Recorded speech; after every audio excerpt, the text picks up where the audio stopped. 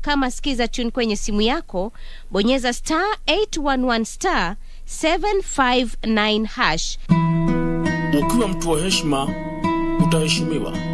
Ukiwa mtu wa kupeana, nawe utapewa. Ukiwa wewe ni wa kudharau wengine, utadharauliwa. Ukiwa wa chuki, malipo ni yale yale. Ikiwa wewe ni mtu wa haramu, vile vile itakupata tu. Na kama wewe ni mtu wa kushauri kwa hekima, kupata heshima, bonyeza *811 759 hash. *811 759 hash.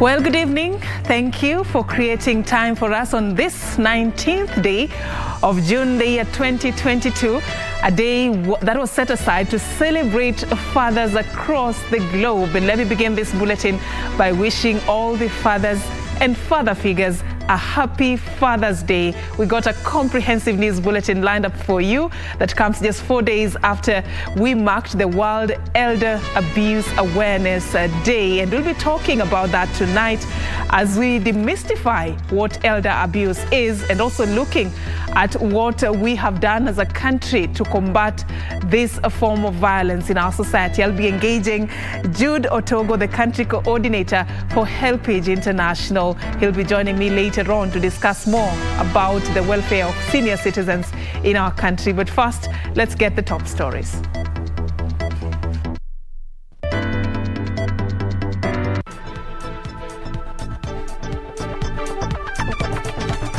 These are our final orders, that the complaint be and is hereby dismissed with no orders to costs. A step from the ballot. IEBC Disputes Tribunal says Sakaja and Ndeti are free to seek gubernatorial seats. I will not be intimidated, says Deputy President William Ruto, as he expresses optimism of victory in August. And it's low-key Father's Day celebrations in Kenya, with many dads decrying the high cost of living.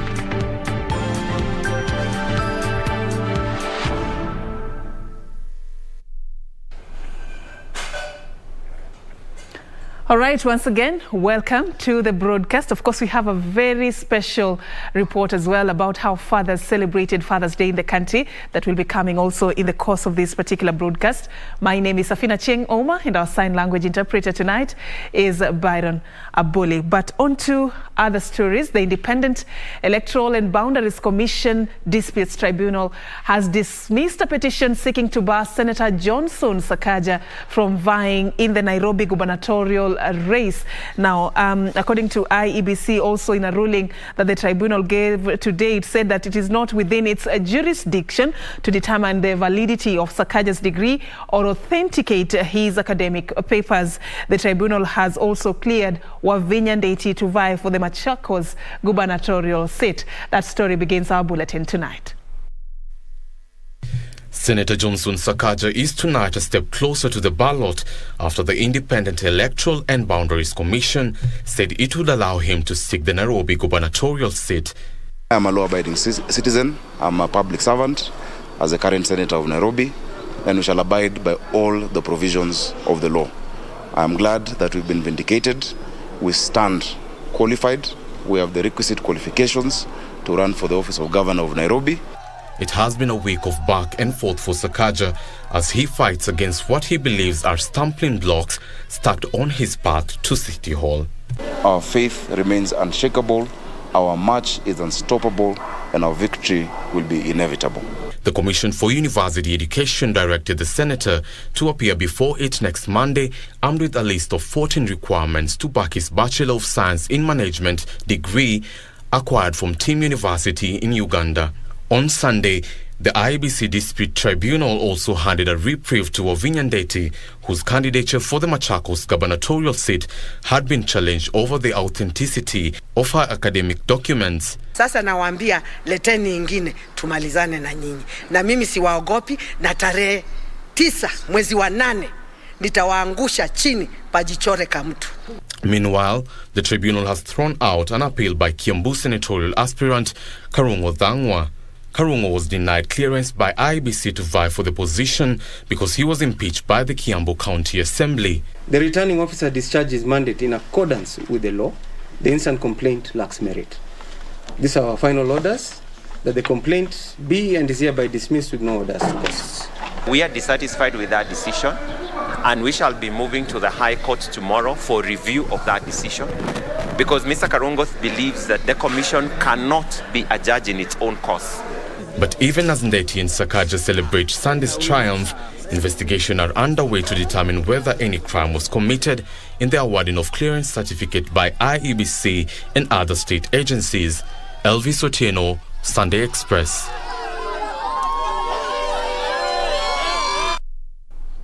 Thank you, Elvis, for that report. Now we stay on the road for 2022 for you. Deputy President William Ruto says he will not be intimidated in his quest for presidency. Ruto, who held a rally at Jacaranda grounds in Nairobi hours after police had barricaded it, said he is confident he will emerge winner in the August 9th poll. Deputy President William Ruto's Sunday began at Jesus Winner Church in Roysambu, Nairobi. The United Democratic Alliance presidential flag bearer committing to use his abilities to protect the church, which he claims is under attack from some political quarters. Na tutazidi na kutembea pamoja na nyinyi, msikuwe na wasiwasi. Hata ile shamba yenu mlikuwa na matatizo hapo. Mimi nataka niwahakikishie Bishop, hiyo shamba mtapata.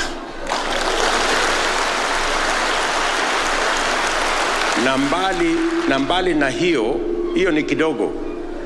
Sasa tutawatafutia shamba ya serikali tuwapatie.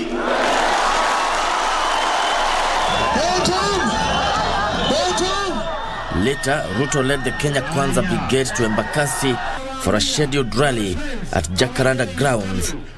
The group arriving hours after police had quelled a standoff between supporters of Azimio la Umoja One Kenya Coalition Party and Kenya Kwanza Alliance over who had booked the venue first. Nataka niwashukuru vijana wa Nairobi na wangwana kina mama wa Nairobi na wazee wa hapa Nairobi kwa kukataa vitisho, kwa kukataa kushurutishwa. Watu wa Kanairo, msikubali hii vitisho kidogo kidogo. Hawa watu tayari tumewanyorosha.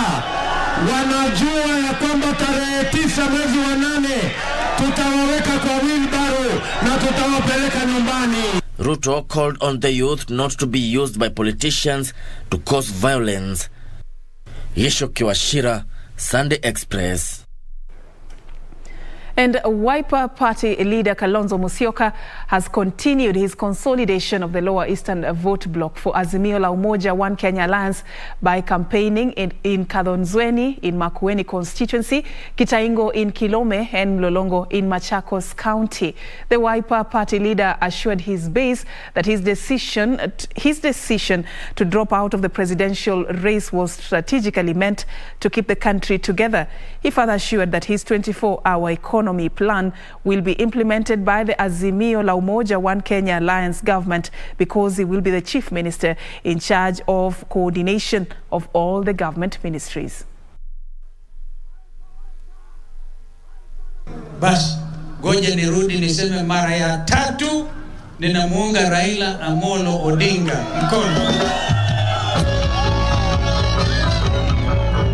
Thank you. Wangapi wananiunga mkono kwa uamuzi huo? Sababu moja, manifesto yangu mwenyewe ni kufanya kazi masaa 24 ndio vijana wapate ajira. That has been the party position tangu 2007. Now, on to one of the most important stories of the day. Today, Sunday, June 19th, 2022, was celebrated as all over the world as Father's Day. Now, in Catholic countries in Europe, fatherhood has been celebrated on March 19th as Saint Joseph's Day since the Middle Ages. In the United States, Father's Day was founded by Sonora Smartdot and celebrated on the third Sunday of June for the first time in 1910. In Kenya, festivities, if any, were low-key, and the day almost went unnoticed despite the role played by fathers in supporting their families. Pumwani Maternity Hospital in Nairobi, we meet Francis Mwangi. Francis is happy to be counted as a father. As a first-time dad, he says it is overwhelming to receive his bundle of joy. The feeling is, it can't be explained, but it's very a good feeling. I'm very happy. He acknowledges that his new role as a father gives him a great sense of responsibility. Kuna ile feeling ya wasiwasi pia sana. Lazima tungangane pale juu. Kama una ile pesa, hata shughulikiwa vile unahitaji. Ever since I got pregnant, he's been with me the whole journey. I'm in support vizuri, clinic amekuwa akinipeleka. Sentiments shared by Sebastian Madhangi, a second-time dad who is oblivious that it is Father's Day. Hiyo nayo tumesahaulika juu hata mimi nyinyi mnaniambia. Sikuwa najua. On this special day, Sebastian's wife recognizes his pivotal role. Mi wangu nimeona ana muhimu kwa njia mingi. Juu anatushughulikia. Despite the pomp and color that usually characterize other celebrations such as Mother's Day, Father's Day was a low-key affair, with a section of Kenyans blaming the high cost of living. Ingekuwa ni sherehe ya kina mama leo, mji ungekuwa umefurika, mambo yangekuwa ni mengi yanafanyika. Lakini kwa sababu ni sisi ya kina baba, naona tumeachwa nyuma. So kweli hakuna pesa kabisa, hali ni ngumu, vitu vimepanda. Unaweza sherekea lakini sherekea sababu ngale vyo budget yenyewe iko ngumu sana. Others, like Wilson Njagi, chose to make the most out of the day by spending time with his son at Uhuru Park in Nairobi. Ni wengi sana wakipenda kuwa kama mimi. Ama wanatembea na kijana kama huyu, lakini wana hiyo nini. Ya, nafanya kwa ajili ya huyu ndio furaha yangu. Ya kifurahi basi na mimi nimefurahi. Father's Day this year was also being marked amidst concerns of the surge in the number of absentee fathers in the society. Watoto wanaenda mpaka wanakaa sasa wamekosa baba. Sasa waende wakijua kwamba sisi tunawapenda na waonyeshe tu thibitisho kwamba hao ndio wa baba. We need to show evidences that we are actually responsible fathers, so that we raise the boys of this world to be next generation fathers. Ningeomba wanaume wote Kenya mzima tuweze kuchukua ile responsibility na tukue pale kwa watoto wetu. Tukue hapo juu watoto wetu. Happy Father's Day to you. Happy Father's Day to you. Happy Father's Day to every man where they fight for their responsibility.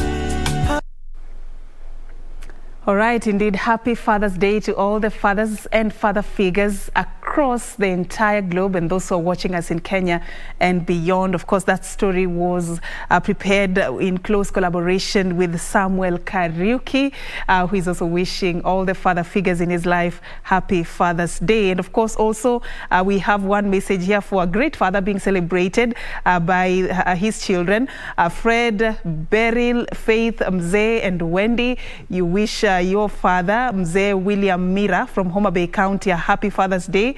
And a very beautiful message there. You say you sacrificed your good days to make our latter days brighter. You ensured that we were always well taken care of and lacked nothing. May the good Lord grant you good health and long life. We love you, Dad. Happy Father's Day once again from your children, William Mira. As we take this break, we encourage you, wherever you're watching us from, to send in your messages. Who do you celebrate today? A father figure? We will be reading some of them before the tail end of this broadcast. Of course, you can do that at KBC Channel 1 at Serfine_Achieng. Use the hashtag Sunday Express. Let's take the break now.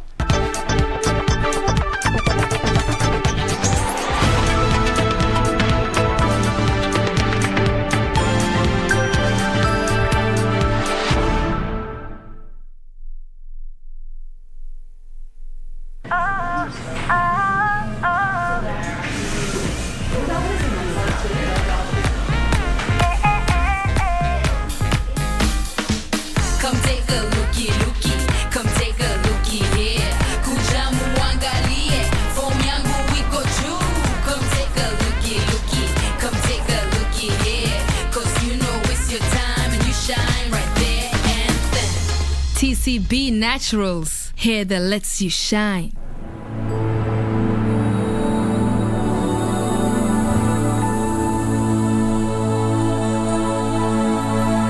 Every day, over 15 million members are transforming Africa.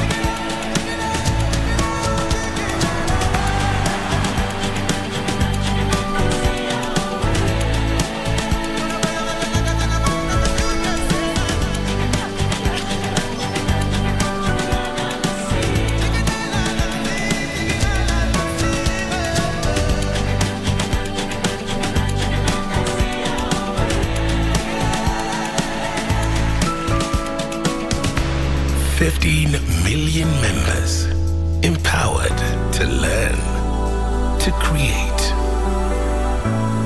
to grow, to harvest, to lead, to dream. Equity. Karibu member.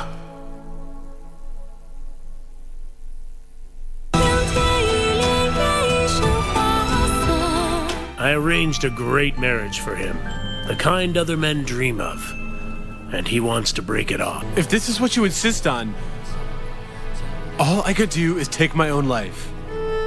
You want to die for her? Samuel has truly messed up.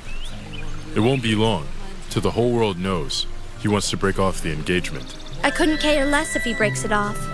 Why would it matter? I hope I'm not intruding. I'm just passing through. I'm Ferna from Green respect. Elliot! 都是家乡。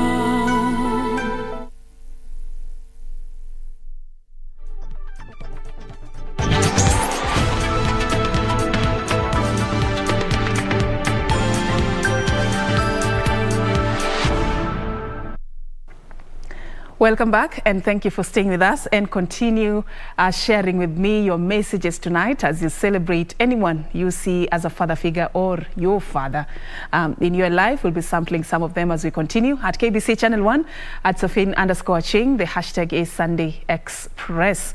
Now, moving on, President Uhuru Kenyatta has hailed the Akorino denomination for its commitment and persistence in growing the church in Kenya during celebrations to mark 100 years since the Akorino Church was established in the country. President Kenyatta lauded the church for the role it played in spiritually equipping many generations. The head of state, who was accompanied by Azimio la Umoja, One Kenya presidential flag bearer Raila Odinga, and his running mate Martha Karua, at the same time acknowledged the Akorino's support in his political journey. Kamche Menza with details. Pomp and color. At the Moi International Sports Center, Kasarani, during the 2022 Annual General Conference of the Akorino Church, which also coincided with the centenary celebrations. The event was graced by President Uhuru Kenyatta, who was accompanied by Azimio la Umoja One Kenya coalition presidential candidate Raila Odinga and his running mate Martha Karua. President Kenyatta lauded the commitment by the Akorino faithful in growing the church countrywide. Muko na vizazi ambavyo haihubiri tu Injili, lakini wameingia kazi mbalimbali za udaktari, za uinjinia, wengine ni civil servants. The church, with an estimated membership of 1.5 million, features prominently in Kenya's history. Mumetembea na mimi kutoka wakati nimeanza siasa zangu mpaka hapa ambapo nimefika, na lazima niseme asante. Akorino imeanza kama kikundi cha kupigania uhuru wa taifa letu, na amepata mateso mengi zaidi. Assuring the church of support even after his retirement, the head of state offered some goodies to the church. Nimetoa shilingi milioni 10 ya kuendeleza Injili na kusupport kanisa la Akorino, including a title deed to a parcel of land in Naivasha. Na hii shamba na najua hamutauza, mutajenga, si ndio? Sisi tuko pamoja na wana Akorino. Natoa shukrani kwa Rais Kenyatta kusimama na nyinyi. President Kenyatta also warned school heads against discriminating learners who subscribe to the Akorino faith. Kamche Menza for Sunday Express. Now, taking you to the coastal region, former Lands and Devolution Chief Administrative Secretary Gideon Mung'aro has urged voters in Kilifi County to back his campaign for governor. Channel 1's Junei Karisambele had a sit-down with CAS Mung'aro, who insisted that his development track record speaks for itself, and he intends to do the much he can do for the people of Kilifi should they find it fit to hand him the mandate. Gideon Mung'aro is back at the heart of Kilifi politics after a stint in the national government. The former Malindi lawmaker says he has his eyes fixed on becoming the county's second governor. Mung'aro says he will use the experience gathered in the national government to better the lives of locals and help devolution achieve its intended objectives. When I won the Kilifi, I formed the Kilifi government, and we also formed the national government under ODM and Azimio. it will be much easier to push for more projects within the county and at national level. Just like their coastal neighborhoods, a huge chunk of the local population has had difficulty accessing title deeds. Mungaro says this he will resolve if elected into office. The problems you have of lands in most part of these constituencies is private land. So the only way is to work the county government and the national government to see how we can negotiate with the landowners to see how we can acquire some of this land through the SFT. The former hotelier says he will revive the tourism sector and restore the region's lost glory. The tourism revival in Kilifi County will be based on a joint effort, a partnership between the county government and the stakeholders, so that we do marketing not as a country as it's done now, the Kenya Tourism Board and Ministry of Tourism, but to sell Kilifi as a destination, involving the hoteliers and the industry personalities, so that we can do a joint effort. Mungaro hopes that the choice of Flora Chibule as a running mate will resonate with the women folk in August. My deputy, being a woman, will also help me on matters education, matters of women and youth empowerment. What I did when I was MP for Malindi is that the kids who were sponsored by the CDF had to bring their report forms at the end of the term before they get the next check for the next term. So I don't think it's so difficult to monitor. Mungaro is facing a spirited campaign mounted by Malindi Member of Parliament Aisha Jumwa of the United Democratic Alliance and George Kithi of the Pamoja African Alliance, among other hopefuls. PA is a party which has come into place in the last 3 months, 4 months, and it's not easy to entrench a party in 3 months. ODM has been there for 15 years, so whether you like it or not, it's in people's heads, it's people's minds. Majority of the governor candidates on the other side, who are my competitors, are suppliers of the county government. I am not one. So that's the difference. And I have an agenda for Kilifi. I know what I can do in Kilifi and change Kilifi. Junika Risambele from Kilifi County. All right, thank you, Janae, for that report. Of course, we'll stay on top of the developments on the road to the 2022 general election for you right here on KBC Channel 1. Remember also tonight we are going to be focusing on demystifying elderly abuse, a conversation we are having. Remember, just this week we marked the World Elder Abuse Awareness Day that is marked annually on the 15th of June. We want to understand, when you talk about elderly abuse, what do you really mean? And when we are looking at combating this form of violence in the society, what does it take? A conversation I'll be having with Jude Otogo, the country coordinator for HelpAge International, a bit later on. But first, the COVID-19 situation in the country. 246 people have tested positive for COVID-19 from a sample size of 2,484 tested in the last 24 hours. The Ministry of Health says the positivity rate is now at 9.9%. Total confirmed cases are 329,352, while 202 patients have recovered from the disease, pushing the total number of recoveries to 320,566. Data from the Johns Hopkins University COVID-19 Resource Center shows that over 538 million people have been infected globally, with over 6.3 deaths reported since the pandemic was first reported.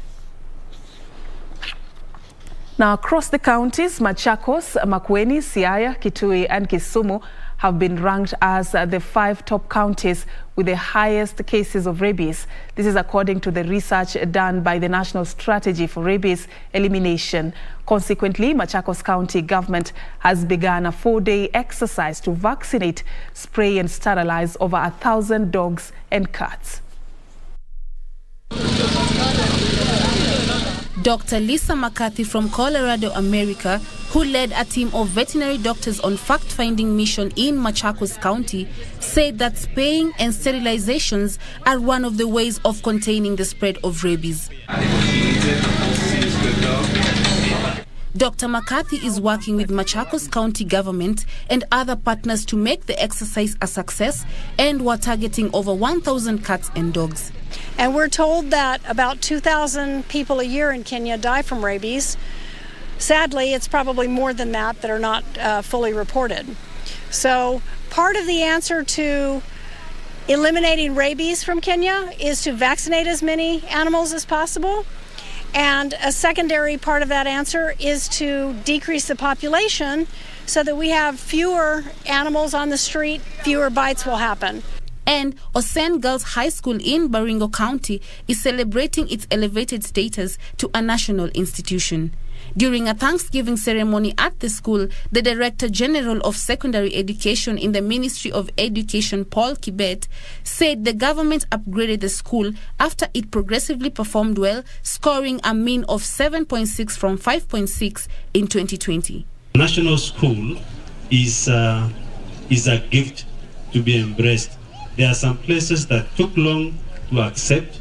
In Busia County, as fathers around the world celebrate Father's Day, one man in Butula constituency is crestfallen. Charles Ongale says he is currently homeless after his last-born son, Justice Ongale, sold his only parcel of land. Together with his daughter, Ongale has reached out to authorities to intervene. Huyo kijana ni tamaa, aliuza shamba pamoja na nyumba. Na mwenye kununua niambia nunua milioni 7. Na nyumba peke yake ni ya milioni 10. Hiyo milioni 7. Shamba ni eka 2.5. Shamba nikanunua, nikaandika kwa jina ya kijana, shauri sikutaka angaike bahati ya mimi kukufa atukupatilisha. Jikuta nikiwa Muhira hospital. Nikapata fahamu. Kitu nataka mimi nirudi kwa shamba tu, nikae ngoje siku zangu za kufa.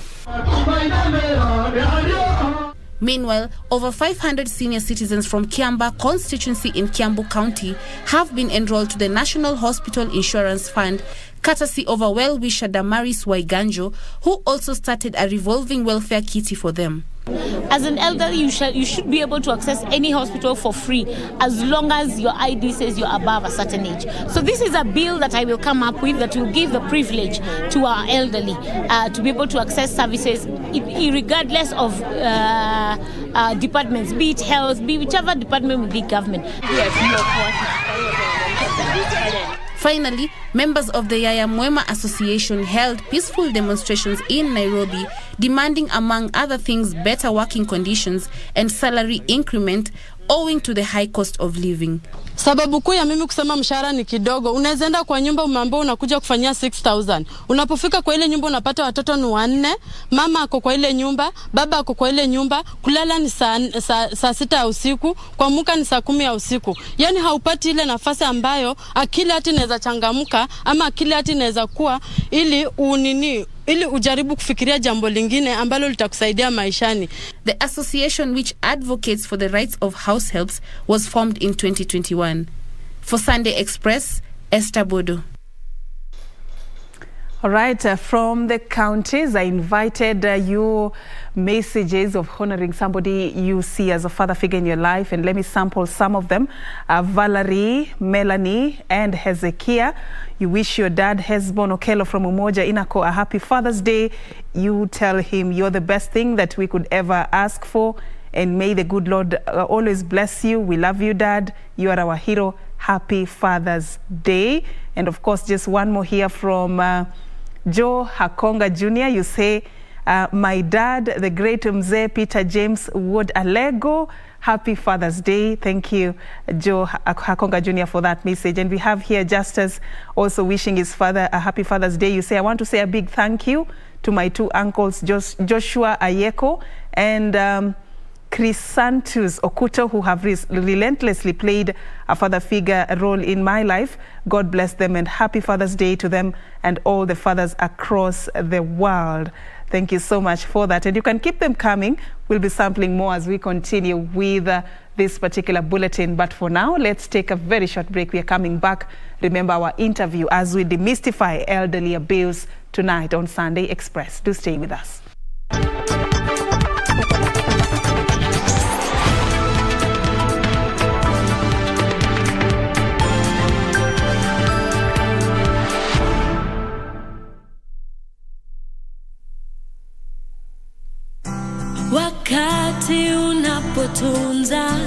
upendo na utamaduni. Ni halisi inakuwa tundo la maisha.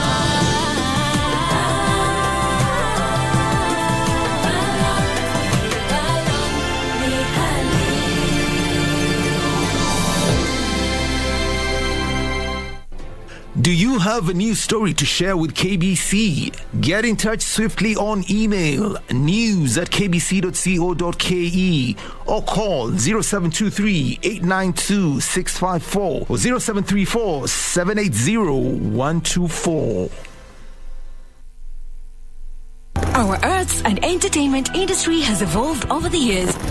It is at such times that our destinies are written. Will we rise up in courage or die in cowardice? Who are the movers and shakers in film and theatre? Get trendy as we review locally produced films and stage drama every Wednesday at 9 p.m. on Cinemas and Theatre. Brought to you by the Kenya Film Commission. Film Kenya, Capture Africa.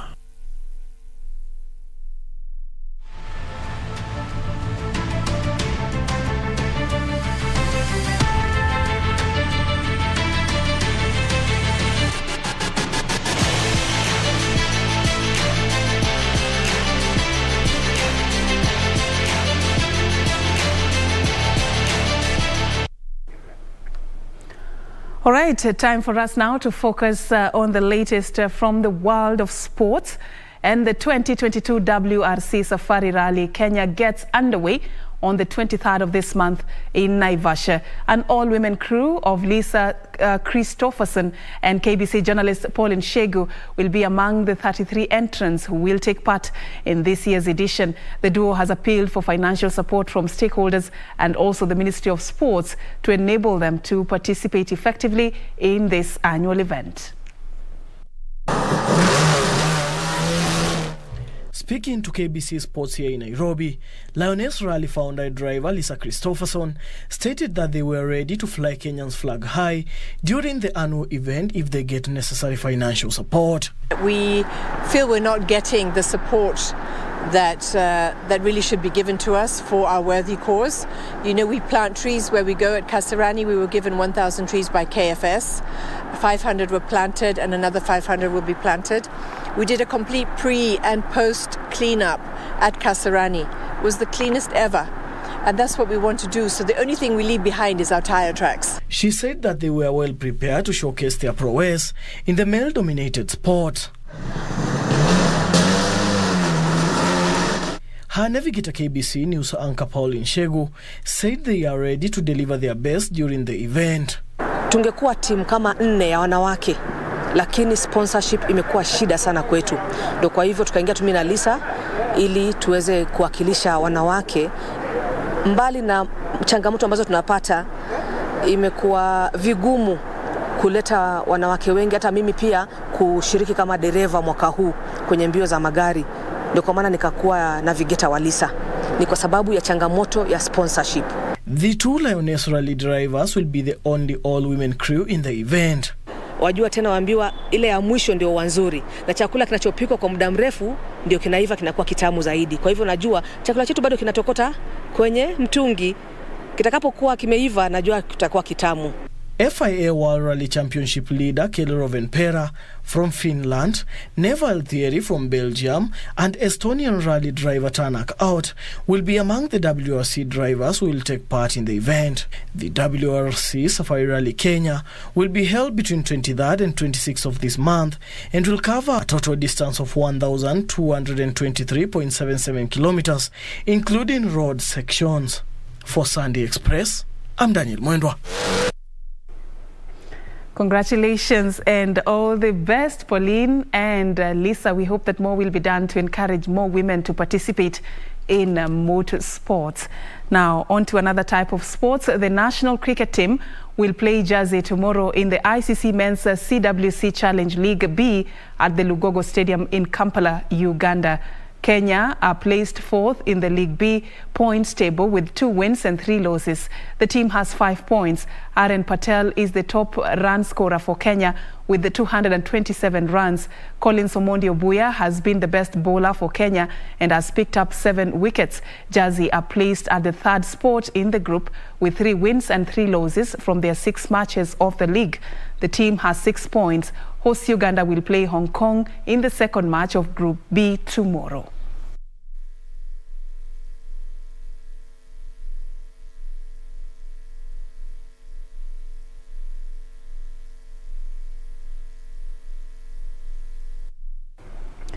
Now, Alfred Mudhomi and Saruni Nais beat Naftali Muturi and Patrick Waithanji 2-0 in the seniors doubles in the badminton tournament held at the Diamond Plaza Indoor Arena in Nairobi.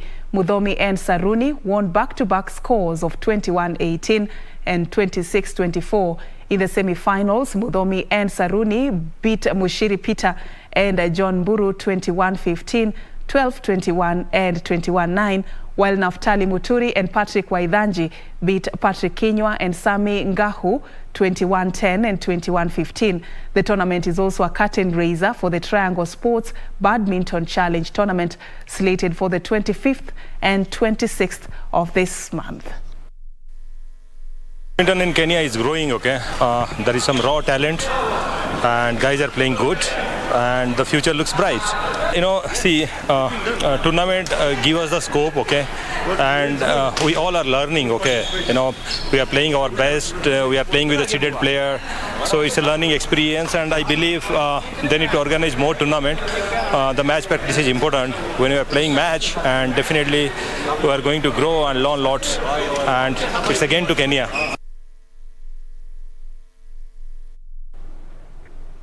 Now, Red Bull's Max Verstappen took pole position in a wet qualifying at the Canadian Grand Prix, with Alpine's Fernando Alonso a surprise second. Verstappen took control throughout the session as the track started wet and progressively dried and ended up 0.645 seconds clear of the field. Elsewhere, England's Matt Fitzpatrick takes a share of the lead into the final round of the US Open golf tournament at Brooklyn in Boston as he chases his first major title. One Red Bull attacking a Ferrari. Alonso took his first front row grid slot since he was on pole for the 2012 German Grand Prix in a Ferrari. Ferrari's Carlos Sainz was third ahead Mercedes' Lewis Hamilton. Verstappen's title rival Charles Leclerc qualified 15, having not ran in a second session because he has a penalty for using too many power unit component, which means he will start from the back of the grid. Elsewhere, Fitzpatrick shot to under 68 to move 4 under, level with American Will Zalatoris, who carded 67. Defending champion John Raham is shot behind while number 1 Scotty Shelfer remains within the 2 of the lead alongside Keegan Brandley and Adam Hawin, while Roy McRoy produced a string of length pass saves to salvage a 3/73. For Sports News, I'm Kingori Mwangi.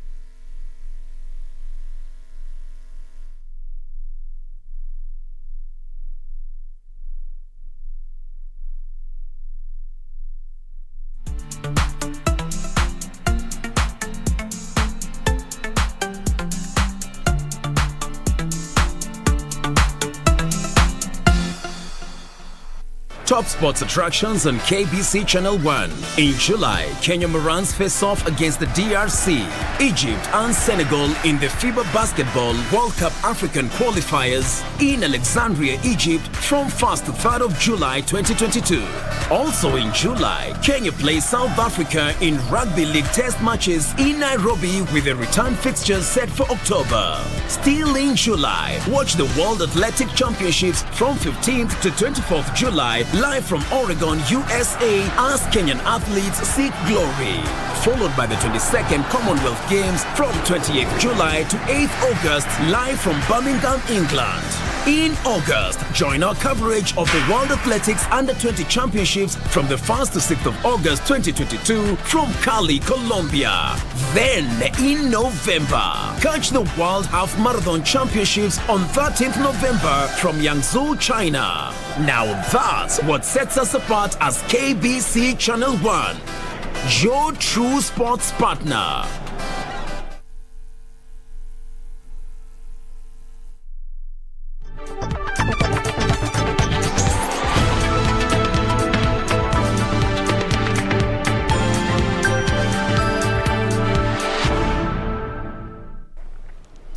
Welcome back and thank you for staying with us. And it's now time for us to begin our conversation for the night as we demystify elderly abuse.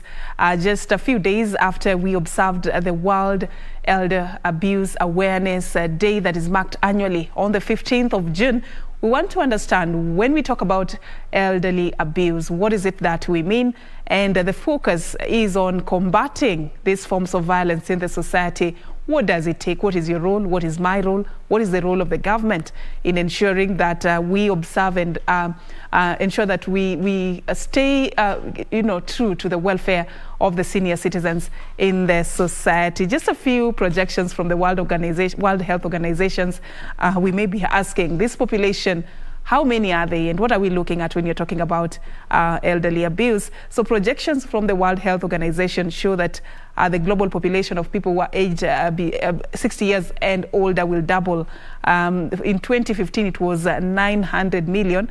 But of course, they project that by 2050, the people who are above 60 years and above would be as many as 2 billion. So even as these numbers continue to rise, the concern right now is the surge in cases of abuse against those who are above the ages of 60 years. They say that around 1 in 6 people who are 60 years or older experience some form of abuse in the community. And of course, during the COVID-19 pandemic, experts also mentioned that these cases really went high. So what are some of the things that we need to be sensitive to, and what is this elder abuse that we are talking about? And that is why we have tonight Jude Otogo, the country director, Helpage International. Thank you for creating time for us, Jude. Thank you for having me. Yeah.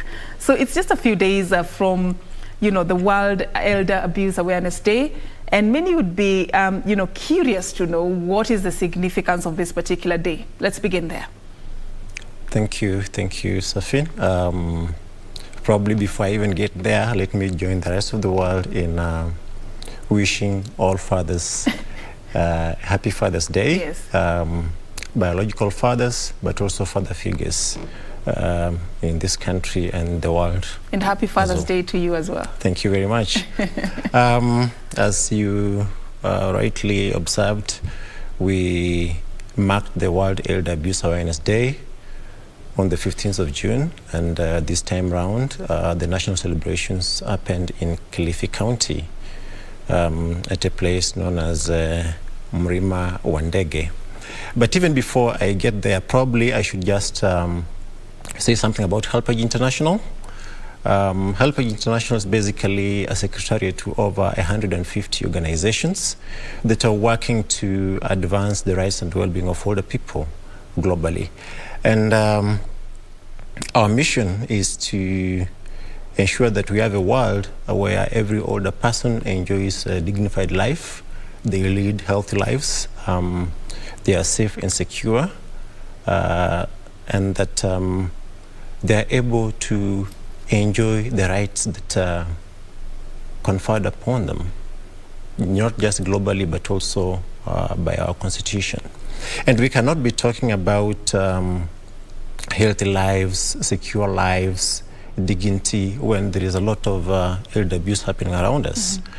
The World Elder Abuse Awareness Day is a day that was set aside about 15 years ago in recognition of the fact that lots of older people aged 60 years and above suffer various forms of abuse. And so on this specific day, we come together as stakeholders in the population aging space to sensitize the general public about the various types of abuse and to condemn those abuses. And so that's what the World Elder Abuse Day is all about.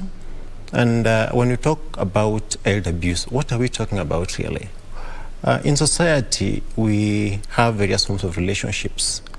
And there's an expectation of trust, whether it's within the family environment, whether it is within the community environment, in institutions to which we go for services, and other places. So in that trusting relationship, we have some expectations, and that there are some actions, appropriate actions that older people expect of the people that we trust. And so when inappropriate actions are taken against older persons, that constitutes elder abuse.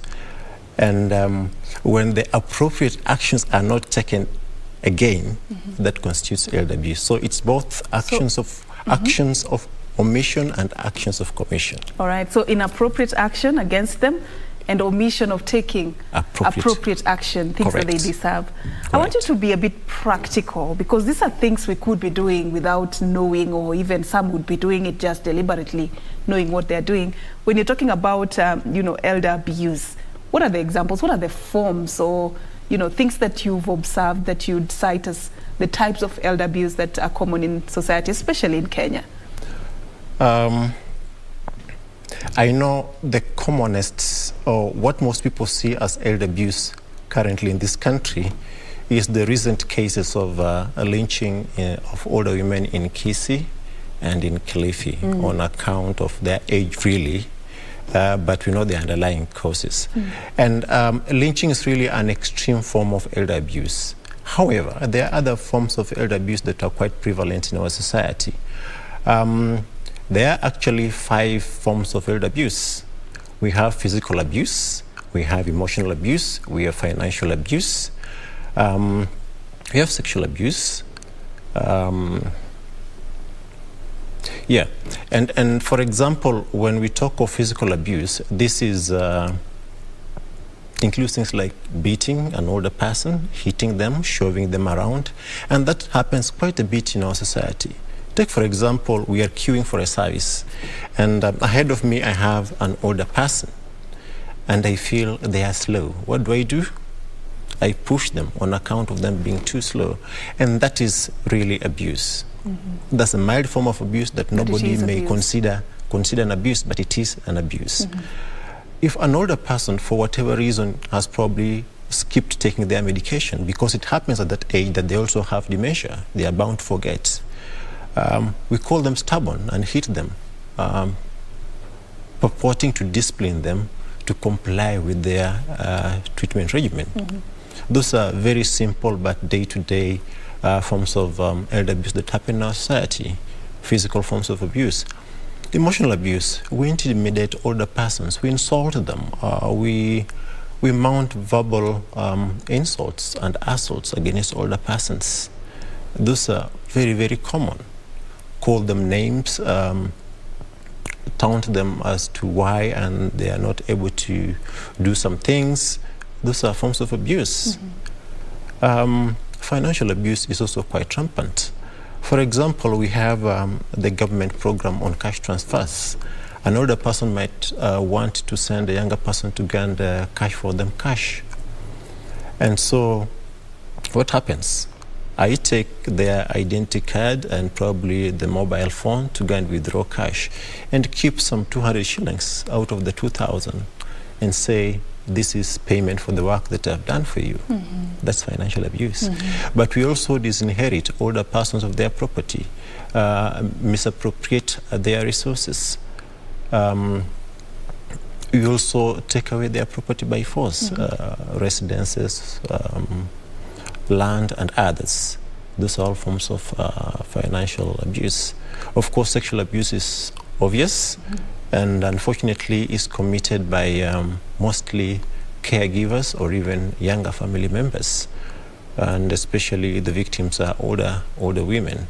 So there are many forms of elder abuse, but because not much is reported, we assume there is no elder abuse that happens in our environment. Yep. Why do you think there's a gap, if I may use that term, in reporting and investigating some of these cases? Why do you think there's a bit of silence on this form of violence compared to other types of violence in the society? What is it that we are lacking? I like using an example of a child who grows up, and when they reflect back their childhoods, they feel no other child should suffer the way they suffered. But when we get old, from old age, most likely we'll pass on. So we never get an opportunity to really correct what we go through as older people. We don't have that lived experience. So there won't be as many champions of older persons as there would be for children. But that aside, I just mentioned that there is a lot of elder abuse happening in society, but we are either ignorant of those abuses because we don't know that elder abuse is happening to them, or it is a form of ageism. Ageism is the way we think about old age, the stereotyping, the discrimination. So that in itself sets ground for elder abuse. And even those that would have reported wouldn't. Why? Because they think of older age in a certain way. They don't see anything wrong with someone pushing an older person because we think they are slow, slapping them to convince them to take their food. So there is that ageism, and it sets grounds for elder abuse. Yep. All right. So, the focus right now is centered around combating elder abuse. And I know there are a lot of efforts that are being put in place to ensure this is done. Before we get to what it takes and what needs to be done on combating elder abuse, I just want you to look at our status as a country in terms of the policy framework, the legal framework, and even investment in our national priorities. Where do you think the agenda of senior citizens falls? What are you concerned about as a stakeholder? First of all, the Constitution is very clear. It sets safeguards for older people's rights. And various articles cite non-discrimination and the right of older persons to participate in social affairs. We also have a national policy on older people and aging, which sets the framework for programming around older persons. And recently, the country did ratify the Africa Union Protocol on the Rights of Older Persons. These are all policy and legal frameworks that would otherwise ensure that older persons enjoy their rights. But are they? Across. Are they? Maybe not. Why do I say maybe not? Only pieces of the national policy are being implemented. What we need as a country is to formulate comprehensive legislation on older persons. I think that's the greatest priority that we have as a country right now. And HELPAGE is working very closely with the Ministry of Public Service, Older Citizens Affairs, Gender and Special Programs in pushing for that legislation. So that is our focus currently. Secondly, we know that elder abuse happens in the community. So it's critical that we sensitize the public on elder abuse, sensitize them on how to recognize that an older person is going through abuse and what steps they can take to ensure that every older person enjoys a safe existence. All right, so I want you to talk to a society that would be asking themselves, or somebody who is a senior citizen in the society and could be facing some form of abuse, and they're curious to know whether we have these safe spaces, or where do I go? How do I even report? Do we have those in our country? Truth be told, is yes. there what next, or where to go? This is when we are working as stakeholders to create those safe spaces. For example, in sensitizing what I'm calling the safety ecosystem, which includes the security apparatus, the Ministry of Interior officials, formerly local administration, and other government institutions. They are beginning to appreciate the fact that there might have been an oversight when it comes to ensuring that older persons' well-being is well taken care of and that their safety is catered for. So we are working to sensitize, to build the capacity of the various institutions to ensure that they are better able to respond to issues of elder abuse. But we're also looking at deterrent measures, and some of those include a prosecution of cases of elder abuse. We are working with the government again. Last year, the government launched a center in Kirinyaga, a rescue center, which is a model center, and we intend to have that replicated across the hotspots where elder abuse is most rampant in this country. We're talking of Kilifi, we're talking of Kisii, parts of Western Kenya as well. All right, Jude, unfortunately we've run out of time for this conversation, but I know that I began by saying, talking about the projections by WHO of the doubling of the numbers of those who will be aged 60 years and above by 2050. 2 billion is what we are looking at. This means it could surpass the number of young people in the society. Correct. As your parting shot, what should be the priority areas for us to better prepare for this future? Great. Thank you, Serfine, for making that observation. In this country, currently the population of older persons is projected to be at 3.6 million. That's about 6% of the country's population currently. And those figures will definitely be increasing. As they increase, definitely elder abuse is bound to increase.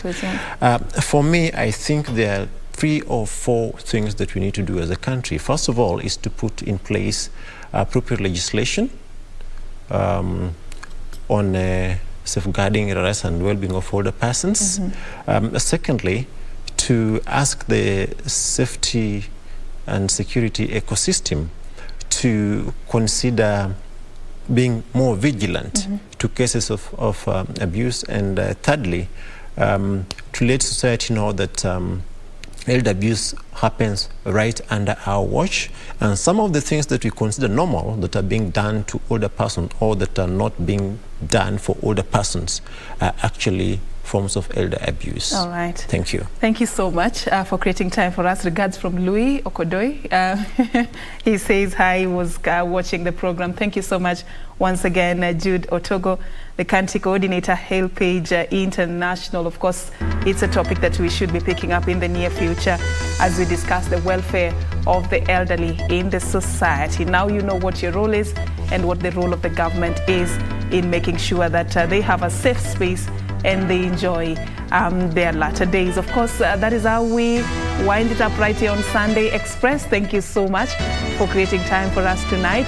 And to all the fathers in the world, again, happy Father's Day. My name is Serfine Achieng Oma, and our sign language interpreter for the night has been Byron Aboli. Have a good night and God bless.